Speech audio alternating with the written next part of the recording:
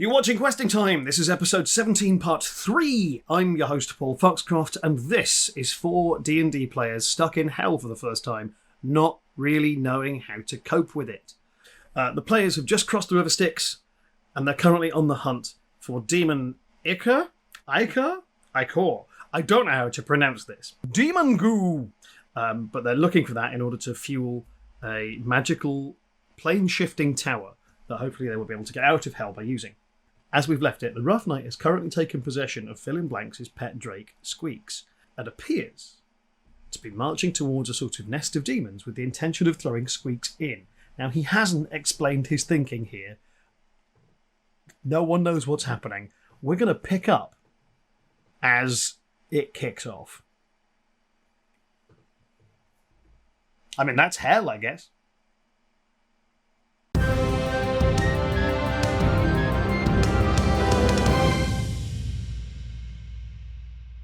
So, Rufus, I'm going to say this. You grab Squeaks, but Phillin is aware of it. Okay. And actually, Richard and Briony, would you also make a perception check, please? So you've already grabbed Squeaks? He's grabbed Squeaks out of your papoose. He's got Squeaks in his hand. What the fuck are you doing to my Squeaks? I got a natural 20, Paul. Briony, you are also well aware of this. And Rich? 10.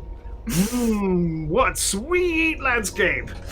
Hands on your hips, looking at the sun, looking around for the sun. Ruff, what the hell are you doing?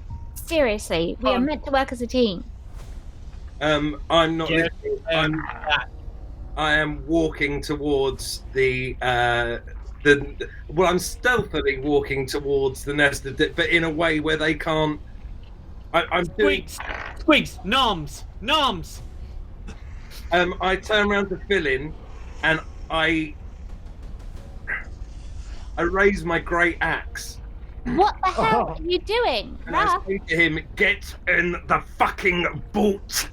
I start fireball up because no one's taking Squeaks. You give my Squeaks back, or tell me what the fuck you're doing, Mr. Ruff. Rich, you are now aware of this. I'm gonna try and grab Squeaks off Ruff and give him back to Phillin. I get out Flying my up. shield ready to prevent what I think is a fight. It's classic city guard crowd control. Yeah. Briony, would you make a, let's say it's a contested athletics check with Rufus? Okay. What does contested mean? You both make athletics checks. Yeah. Okay. Paul. It's competition for an object. Yes. While this is happening, I'm now running towards the nest of demons, or I'm trying flying towards him. to. I'm just trying to close. Yeah, Briony's going to try and grab it because that's... Yeah. 19. 19 plays.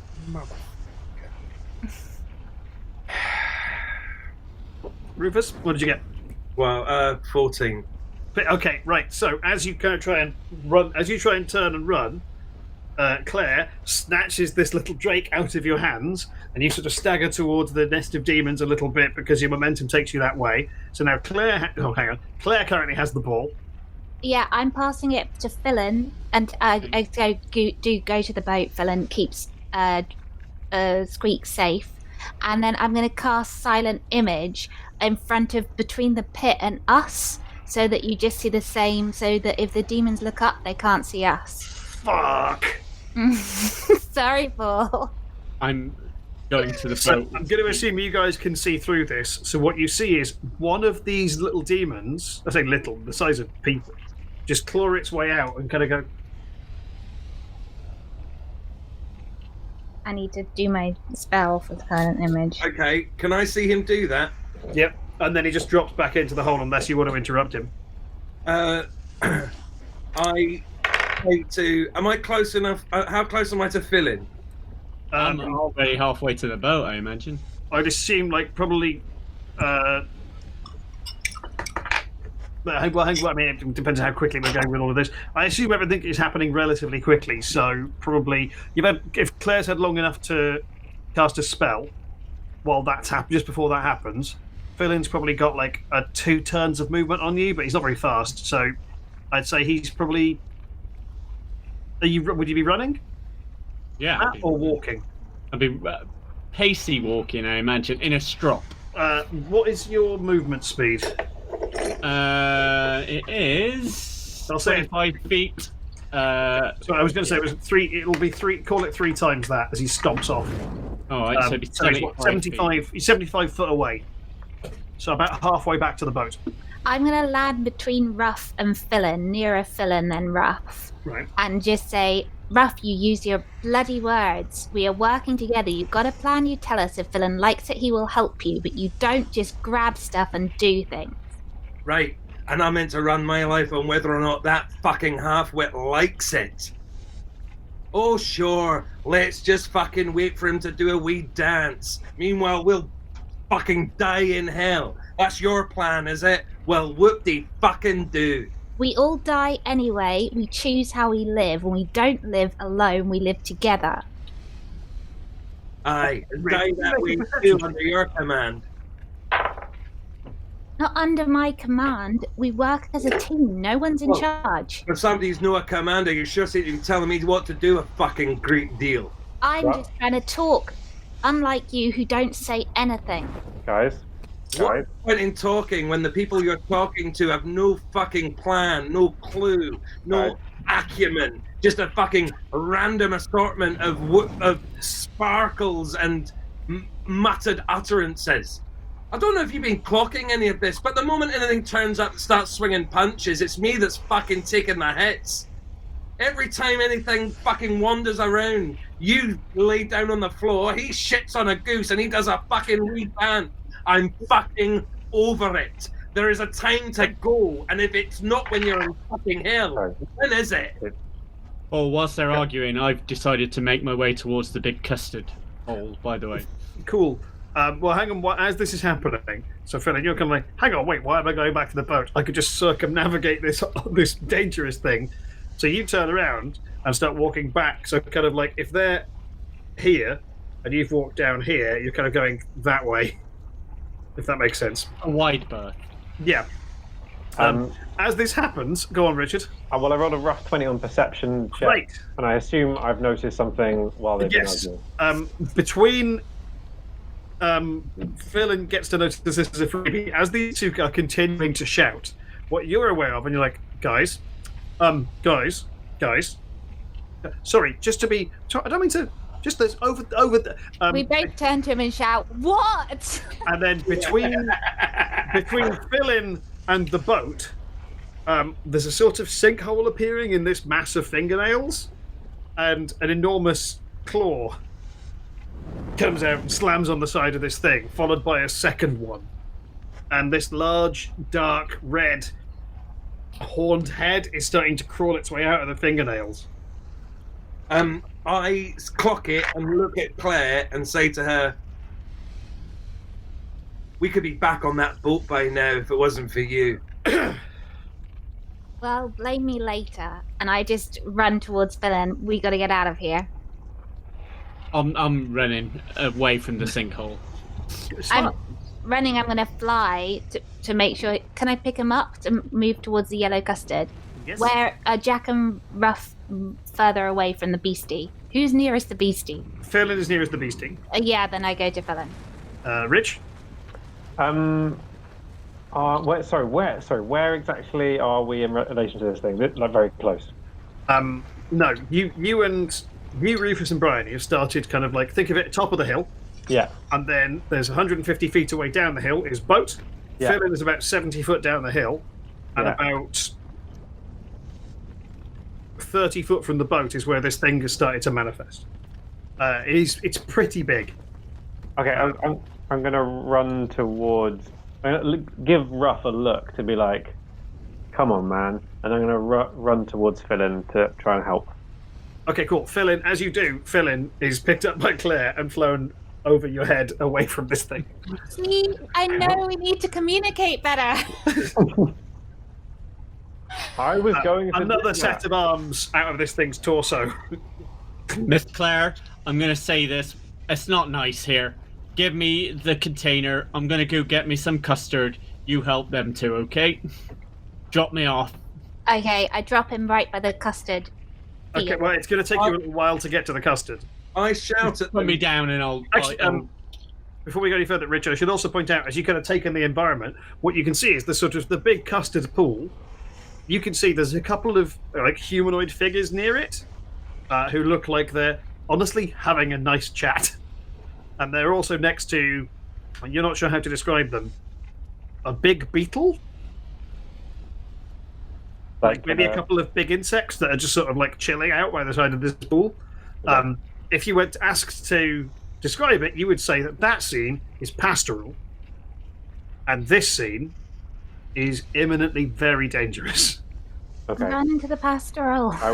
I will find the pastor inside me and head to the pastoral. Search for The pastor inside yourself. For the pastor. Honk honk. Right. So at this point, the Reverend just turns and hightails it towards the Ica, the demon Ica, not a custard lake. Can I do that thing where I'm like running after Phillin and then I see he gets picked up and I carry on running and just Yes. Yes. like, get out. yeah. Yeah. Running now. Now past. As you run past Ruff, what would you like to say on the way? Get it together, mate. We're a team. As he flees. He leaves him behind. Rufus? What do? I run. I just run with them. In which? Oh, good. Thank Christ. Okay, so as you run, you're now going down this hillside. It's more fingernails. So it's like you're kind of like part running, part stumbling, but keeping up a hell of a pace. You hear this guttural roar from behind you and see this sort of long snake-like figure with this enormous torso, maybe about 100 foot tall, like kind of like arc up out of this sinkhole and into the pit where those demons are. And sounds of combat echo forth. Everyone now can see this. There's like a couple of figures milling around by the pool of Ica, which is about 40, 50 foot across. And as you get closer, you realise these things aren't large insects. They are, for want of better terminology, cars. They're sort of... Yes! Come on, Avernus! Yeah, one is if you imagine a sort of Mad Max Fury Road-esque vehicle, there's two like that, and then a couple of armoured sort of motorcycle things, but covered in like armour that is shaped sort of organically, a little bit like the chitin on an insect. There's a couple of figures there. One is an old-looking lady with aviator goggles on her head and horns sticking up out of the side, and what's the word? I can't think of the term. Like spines growing out the top of her head. The other one is a sort of hodgepodge Frankenstein's monster of demon and devil parts that is just sort of hanging out with her, and it's using a little sort of foot pump to pump Ica out of this pool into a series of receptacles. There's also a load of little... Imagine sort of like... How do I put this? Do you remember the red cap you killed? Yeah. Yeah. Like him, but weird. Like with like there's a rotten-looking yellow skin, massive yellow eyes, and just jabbering incoherently. And you can see she's just like, as they kind of skip around, she just smacks one of them across the back of the head. It scrambles away to thank you, Baldy. And it you can see sort of working. Look, this clonk, clonk, clonk.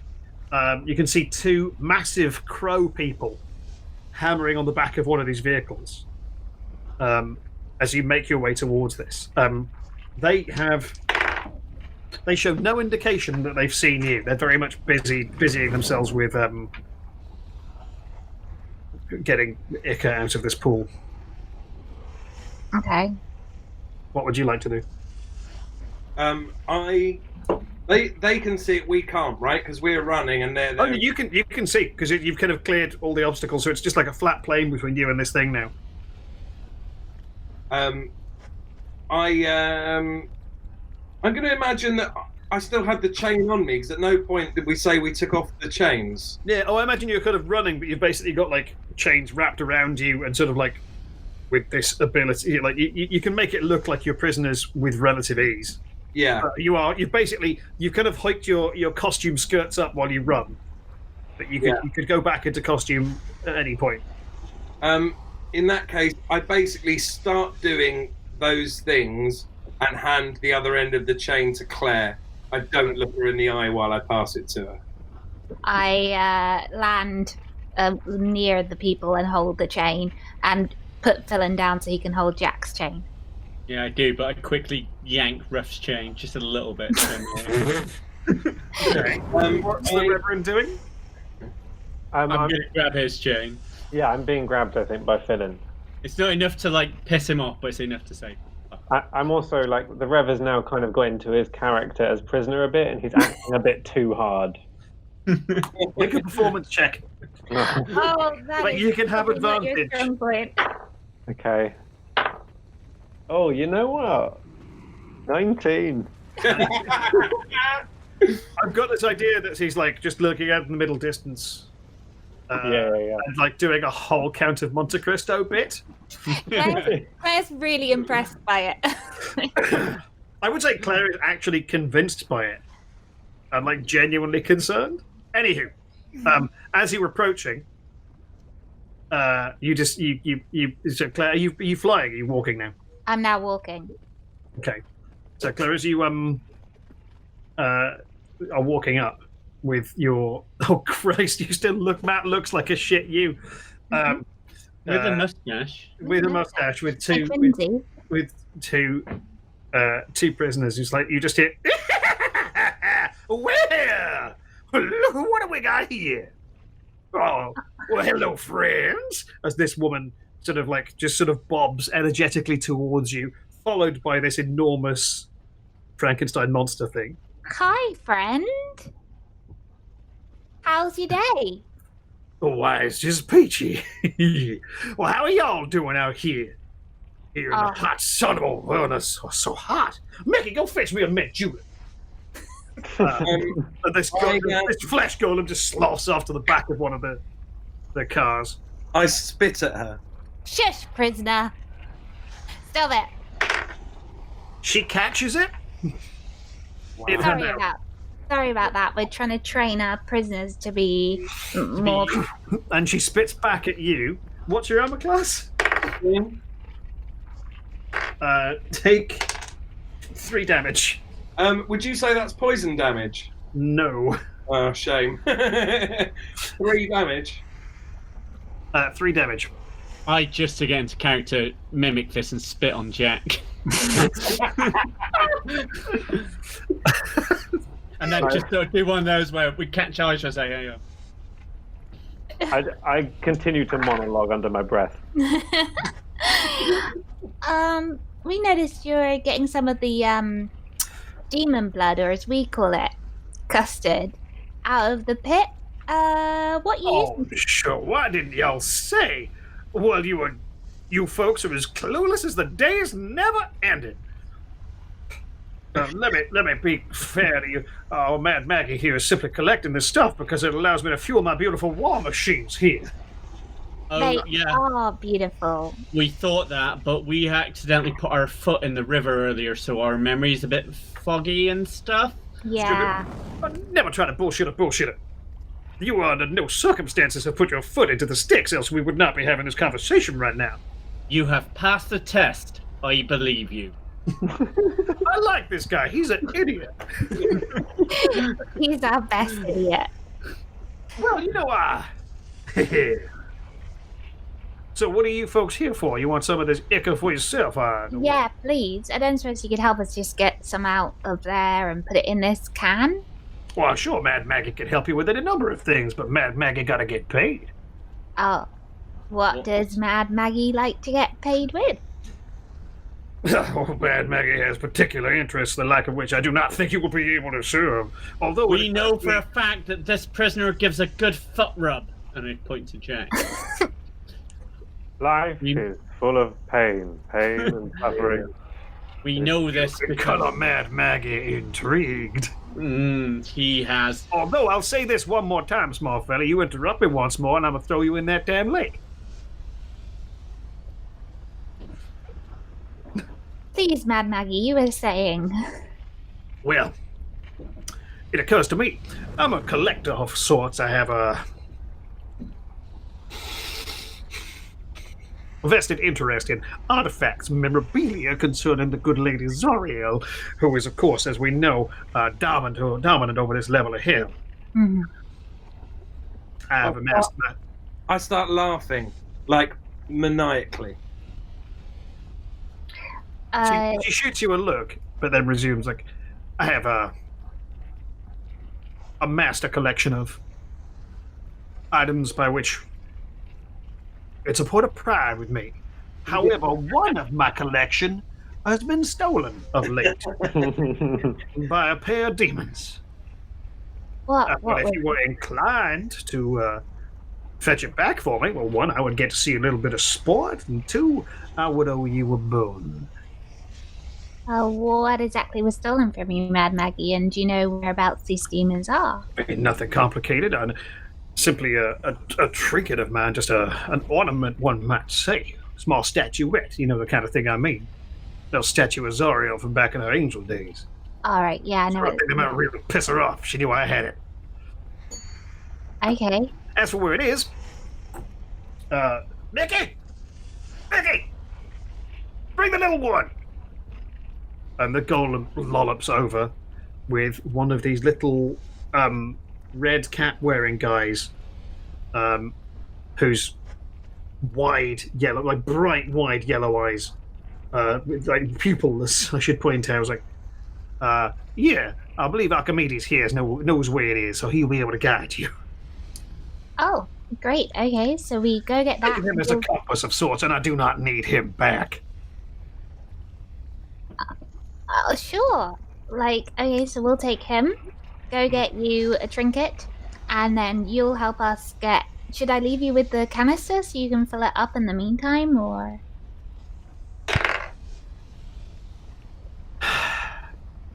Here's the thing. You have a canister right there. There is literally nothing stopping you just filling that thing right now. Oh, yeah, okay, yeah, that's a good point. Sorry, we can't help you. Hell, sugar, you better step up your dealing ability. Yeah, I'm not actually very good at that. I was about to ask you about the rights for this conversation.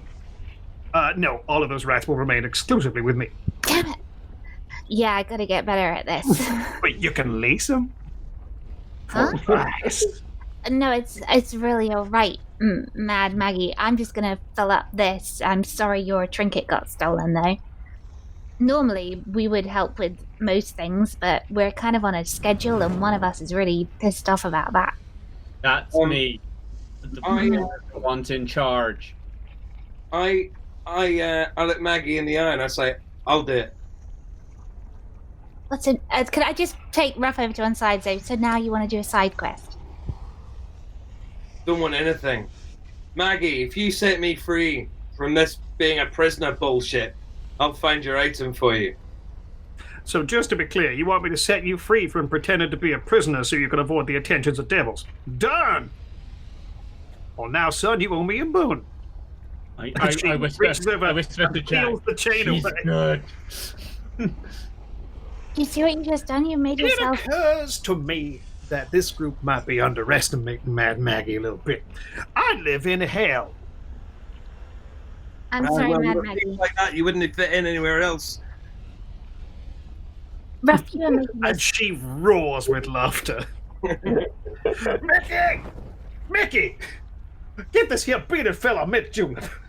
I reach into my bag and I give her one of my 2 remaining bottles. Which one? I'm glad you've asked. I've written it on my sheet in a weird way, so it just takes me a little while to find it. Right, I've got a clear bottle and a murky bottle. I'm going to give her the clear bottle. Right. Punk.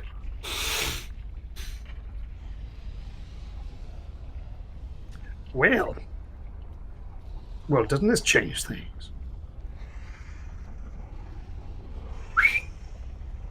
He just wordlessly hands this bottle to Mickey. Well, all right. My deal still stands. Well, look. Mad Maggie is, known throughout the plains for being fair. So what can I actually do to help you folks, assuming you help me? I want to lend one of these cars. We need to know where a portal is. We're trying to get to Sigil. Sigil, you say? We need a key and a portal. Why do you folks want to get in the cage? I can tell you how to get to Sigil. Easy as pie. Well, I know 2 portals hereabouts. I'll tell you about one of them. Yeah, that would be You bring me back my statue. Mm-hmm. And as you have been so very generous, I will loan you the use of a couple of my engines of destruction. So, here, take this here bone shaker. And you there, with the beard, she reaches into her pocket and flips a coin at you. One of these. Yeah. Ooh. Yeah. I just said, you, sir, you get to ride the dagger. I catch it in midair as she flips it, look at it, and I look at it, and I say, a soul coin for our soul. And I slide it into my pocket, and I look at her flirting that I've called myself an arsehole. All right, cool. My opinion right now, just As an accurate description. As you catch it, you are briefly overwhelmed. So this doesn't come out as cool as you would hope. The first time you've held one, you are overwhelmed by the pain and anguish of a sentient soul that has been forged into a metal coin. And that briefly flows through you. Yeah. More like, her soul for our soul. And you very quickly put it into a pocket. Yeah, lovely. It is an unpleasant thing to hold. Should point out, this is small. These things are like 5 inches across and about an inch thick. This is just the freebie I got from D&D when I did that job in Italy. So, yeah. And she's like, so, if you have not... Huh? I didn't realise I'd measured 5 inches in shot. I thought I was doing it just below the camera myself. But It looks like you're uncommitted about calling somebody a loser. And so, she's like, yeah, you'll find the soul coins work as fuel, and the demonic ichor works as... Well, it gives them a little extra pep. Sounds good. Which all of you can read to be, it's nitrous. Oh. Thanks, Mad Maggie. Because I'm annoyed at Ruff still, and because he's taken charge, I grab the canister off Claire and just go to stroppily fill it up anyway. Use a rope, don't touch the stuff. No, why you won't touch the stuff. You just watch. I look at Maggie and go, he's going to touch the stuff. I use the rope just because I hear it. And I go, I'm not going to touch this stuff. Trying to take my squeaks off me. All we need is to get them custard, and he's not getting the custard because he's all, I'm Mr. Ruff, and I've got a stick up my arsehole, you fucking Mr. Ruff. As you're doing this,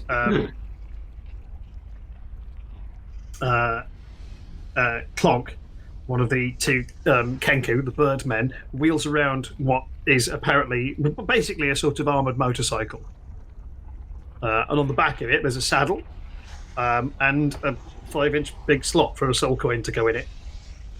Is it enough for all of us to ride on? No, which is why she's also lending you the bone shaker, which is, for want of better terminology, think like a sort of dune buggy. Oh, yeah. So one of you will drive, and then on the back of it, let me bookmark this. Hang on.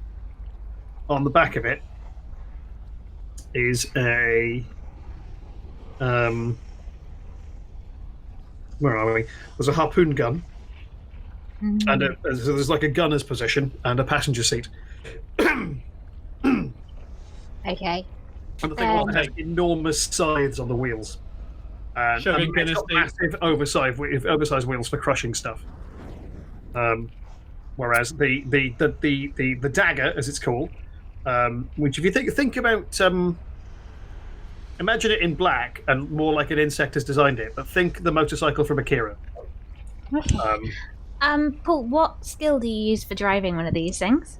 It is simply if you are proficient in Land vehicles. in land vehicles, yes.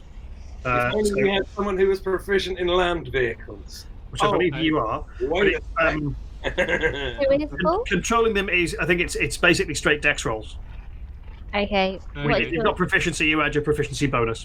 I'm gonna say this now. We'll all roll for it, but I don't feel like I should drive, guys. I've got +5 on dex. Oh, But I don't know if I have. I don't have proficiency, do I, Paul, in driving? You don't. You also. No. I don't think you have +5 on your dex. That's what it says. Dex +5. modifier should be +3. I've got. No, it says +5. Yeah. It says +5 on the sheet. That is your saving throw. Your dex modifier is +2.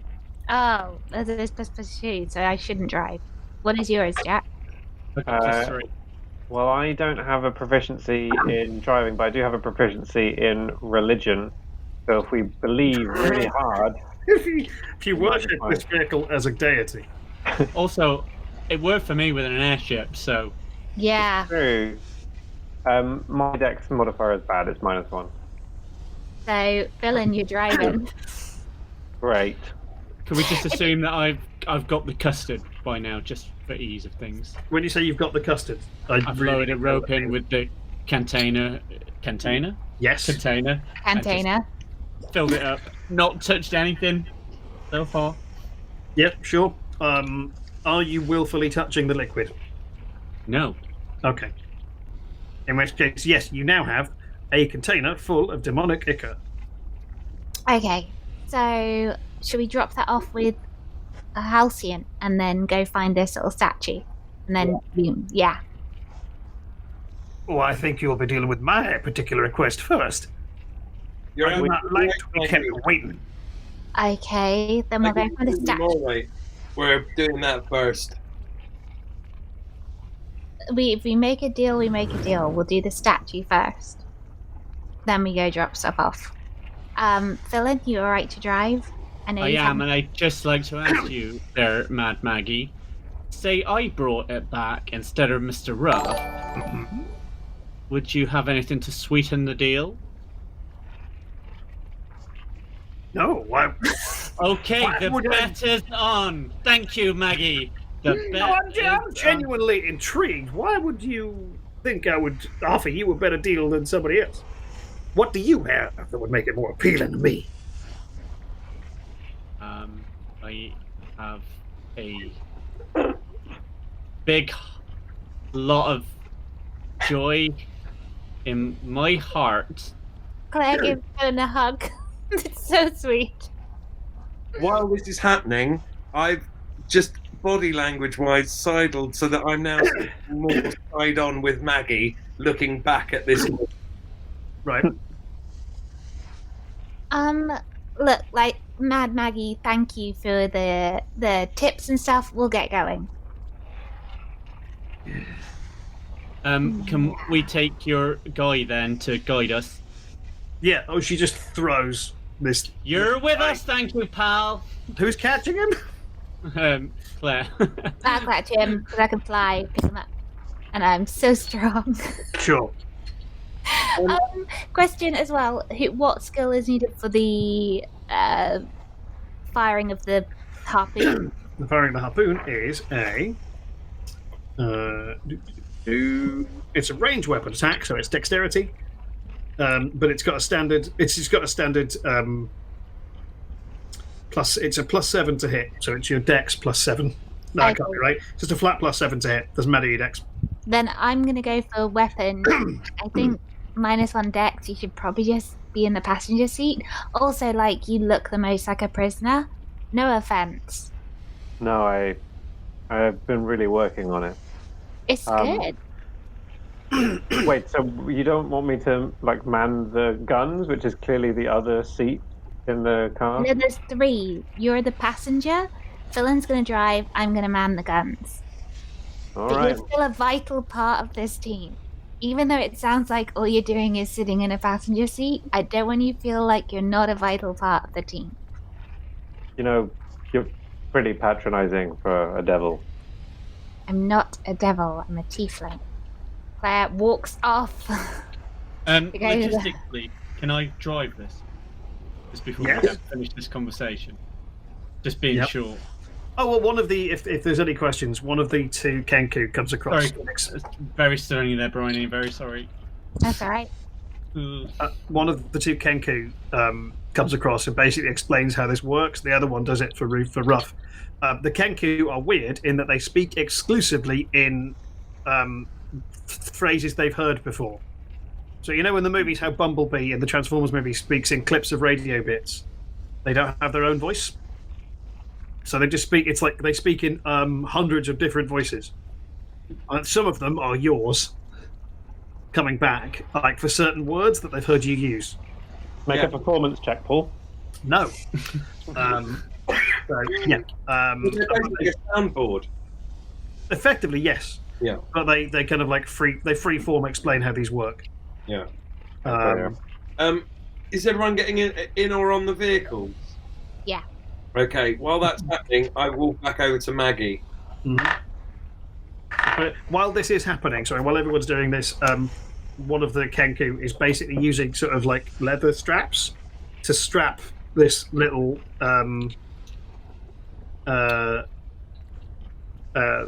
madcap creature to the bonnet of the dune buggy. Nice. As he's just there going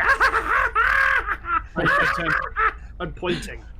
I turned to Clay and go, it'd be cool if he had a guitar. Oh, I give him a guitar. I've got bagpipes. Give him the bagpipe. I give him bagpipes. Brilliant. He plays exceptionally badly. The flames come out of the pipe. No other way. Yeah, flames are coming out the top of the bagpipes. And this is the worst bagpiping you've ever heard. So yes, Rufus, you were good to hit on Mad Maggie, I believe? Yeah. What I'm going to say to her is this. I've been to some places in my own plane and now in a few others, and without shadow of a doubt, this is the worst place I've ever seen. For a woman to be able to run her shit so effectively, just wanted to say, it's fucking impressive. And I bow really low, and as I do so, try and take her hand to kiss her middle finger. Sure. This happens, and her finger is it's gnarled. Yeah. Old wizened skin. Yeah. And I kiss it like Kate Moss was like, oh, I don't know, not really Kate. How does Kate Moss do this? No. It might be a gnarled old hand, but I'm with you. I understand. Sorry. I thought you were making over that time Kate Moss kissed that person. Yeah. I don't have this reference. Sorry. Whilst this is happening, we set off, by the way. Kate was my go-to model name. Sorry. That's fine. Would you make a persuasion roll, please? Yeah. So integrate yourself with Mad Maggie.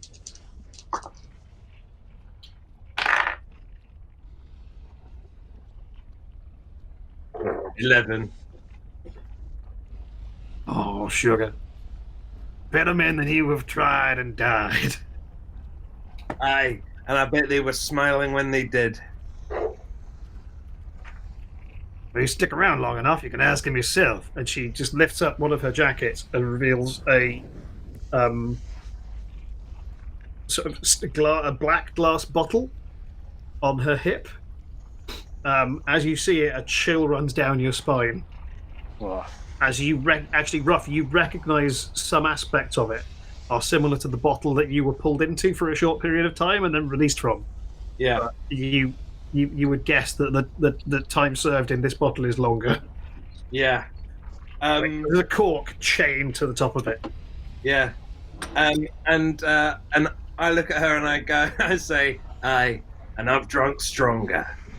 And I spin on my heel and get on my bike and get the fuck out of there while electric guitars blare inside my own head. Electric bagpipes. Ruff, would you do me a favour? Would you just make a dexterity roll with proficiency? So effectively, it's a dexterity save mathematically. And Briony? Oh no, it isn't. Sorry, for you, it's a add your proficiency bonus, which is currently just a regular dex roll for Ruff, and you're adding 3 to it. Okay. The same, please. 17. Phillin? First natural of the night. Oh, super. Plus 3. So what happens is, as you start off, Phillin, what you actually start off doing is donuts. Nice. You get a bit of speed, then hit the handbrake, and just start spiraling around while you're waiting for Ruff. Ruff, then you drop a soul coin into the slot. I should point, to start this off, you have to drop a soul coin into the slot, which gives you a period of time of operation. Matt, as you do that, you are well aware that in doing so, you have just obliterated a soul. I'm Ruff, fine with it. you're aware of the same thing. The engine roars, and by roars, I mean it screams. The soul that is being consumed by the engine is screaming. And yeah, you rally forth and do some donuts in all the fingernails, spraying the Kenku and other people around with bits of fingernail. Ruff gets on the bike, rears up, starts the bike up, and just wheelies away. As yes, you zip across the landscape as this creature on the front, this madcap, is playing incredibly bad bagpipe music. And you're very aware that he's sort of doing a bagpipe cover of My Heart Will Go On, but in the wrong time signature. And all the time he's sort of like, he's gesturing, his bulging eyes are leading you towards the what's the word I'm looking for? Towards this point on the horizon. Can you all make perception checks, please? 19. 12. So 21. And 13. Fair enough. Phillin, you clock that you're making your way, you're following tracks of vehicles, if not similar to this, then larger. There's you're following at least one vehicle that is much larger than these, that has travelled this way relatively recently. As you zip through canyons and these horrible jutting out rocks, you pass on your way. Hang on a second. Ooh, let me look at this. There's loads of this. I like this book.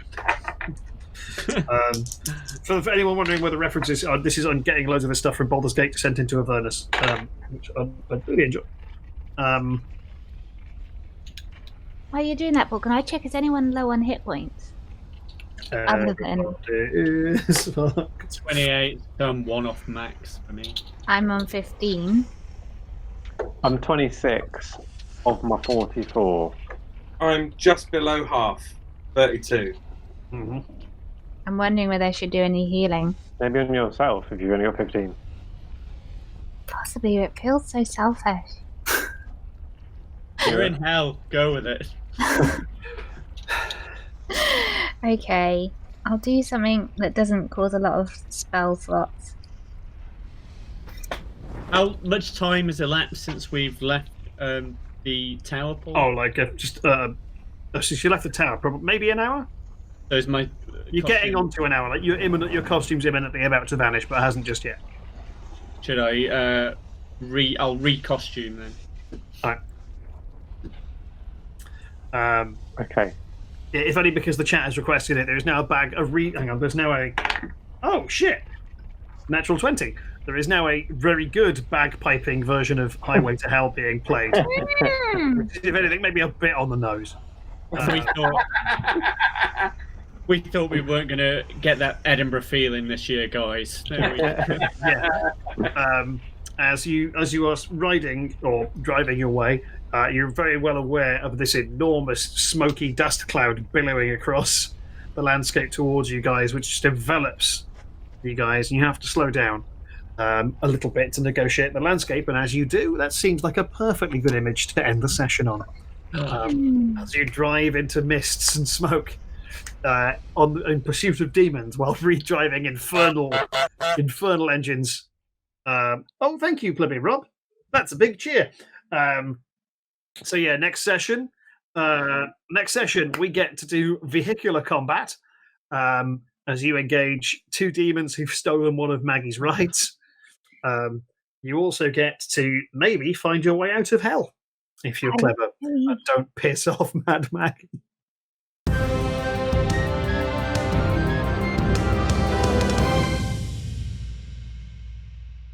And that's Mad Max Fury Road.